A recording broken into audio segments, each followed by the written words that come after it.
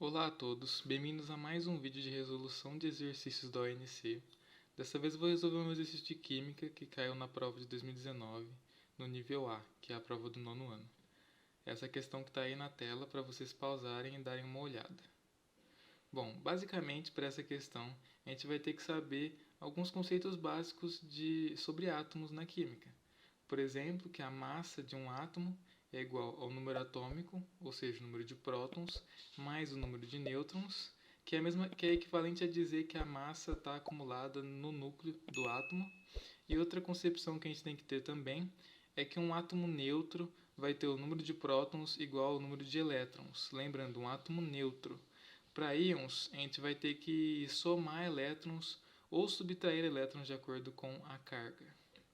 Outra concepção que a gente vai ter é algumas relações de semelhança entre os átomos. Por exemplo, quando dois átomos são isótopos, isótonos, isóbaros e isoeletrônicos.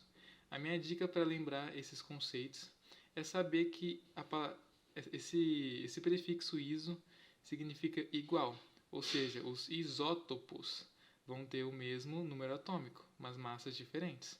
Os isótonos vão ter o mesmo número de nêutrons, os isóbaros a mesma massa e os isoeletrônicos, obviamente, o mesmo número de elétrons.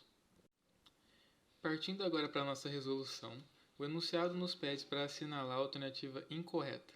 Portanto, vamos analisar cada uma das alternativas. A letra A nos diz que essas duas espécies químicas são isoeletrônicas, ou seja, têm o mesmo número de elétrons. Aqui a gente tem dois íons, portanto, para calcular o número de elétrons, a gente vai ter que levar em conta a carga, obviamente.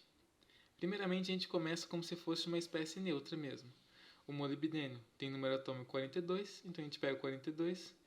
A gente tem 4 oxigênio, portanto a gente vai ter 4 vezes o número atômico do oxigênio. E aí vem a sacada dos íons, né? Ambos têm carga negativa, ou seja, quer dizer que são ânions que ganharam elétrons. Portanto, se a carga é 2 menos, eu vou somar mais 2 no número de elétrons dessa espécie química.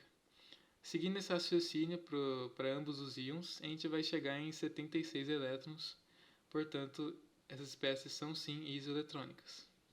Partindo agora para B, que é mais fácil de analisar, ela nos dá esses dois átomos aqui e pergunta se eles são isóbaros. Aí é só a gente analisar realmente esse número que está aqui em cima, que é a massa, né? Como ambos é 99, quer dizer que ambos são isóbaros. Partindo agora para C, ela nos diz que o tecnésio 98 e o molibdênio 99 são isótonos, ou seja, a gente vai ter que calcular o número de nêutrons. Lembrando do que eu falei no começo da aula, que o número de massa é igual ao número de prótons mais o número de nêutrons, é só a gente seguir essa equaçãozinha que a gente acha o número de nêutrons. Portanto, o tecnésio 98, 98 é a massa dele. Se eu pego a massa menos o número atômico do tecnésio, eu tenho o número de nêutrons desse átomo, que é 55. O mesmo raciocínio para o molibdênio, eu vou chegar em 57 nêutrons, ou seja, números diferentes. Portanto, aparentemente, essa aqui é a nossa alternativa incorreta, né? Analisando a D, só para desencargo de consciência mesmo, o tecnésio 98 e o tecnésio 99M são isótopos. Obviamente, sim. Sempre que a gente fala o nome de um elemento químico com um número na frente, a gente está se referindo a um isótopo desse elemento químico, sendo que esse número é a massa. Portanto, obviamente, sim, o tecnésio 98 e o tecnésio 99 são isótopos. E concluindo, a gente pode assinalar a alternativa C para esse exercício. Muito obrigado pela atenção.